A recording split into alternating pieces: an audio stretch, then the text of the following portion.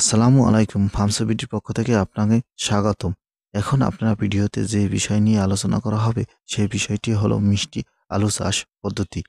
আমার এই ভিডিওটি যদি আপনাদের একটু ভালো লেগে থাকে তাহলে প্লিজ লাইক, শেয়ার, কমেন্ট এবং সাবস্ক্রাইব করবেন। আপনাদের কোনো বিষয়ে যদি প্রশ্ন থাকে তাহলে আপনারা কমেন্ট করবেন। আমি সেই বিষয়ে উত্তর দিয়ে দিব পরবর্তী ভিডিওতে। মিষ্টি আলু চাষ করতে হলে আপনাদের সর্বপ্রথম যেটা কাজটি করতে হবে সেটি হলো জমি ভালো করে চাষ করতে হবে।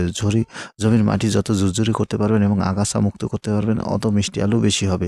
কেননা মিষ্টি আলু বা আলু চাষ করতে হলে আপনাদের জমিতে আগাছা থাকলে তাহলে আর চাষ ভালো হয় না। এজন্য আপনারা জমি ভালো করে আগাছা মুক্ত করতে হবে এবং মাটি বড় আকারে রাখা যাবে না, ঝুরঝুরি করে করতে হবে এবং মাটি অতিরিক্ত ছোট ছোট টুকরা করতে হবে। এটা কার্তিক অগ্রহায়ণ মাসে আপনারা মিষ্টি আলুর বীজ বপন করবেন। এই মিষ্টি আলুর বীজ বপন করার পর চারা গজালে এবং চারা গজানোর যখন ২ হাত হয়ে যায় বা ১ হাত ১.৫ হাত হয়, তখন ২ হাত হলে পর এই ঘাসের আগা কেটে বা যদি লাগান তাতেও মিষ্টি আলু হয়। এজন্য এই সময় মিষ্টি আলুর আগা কেটে লাগালে মিষ্টি আলু এতে হবে এবং এটিও চাষ করে ভালোভাবে চাষ করতে হবে এবং নিয়মিত সার ঔষধ ব্যবহার করতে হবে।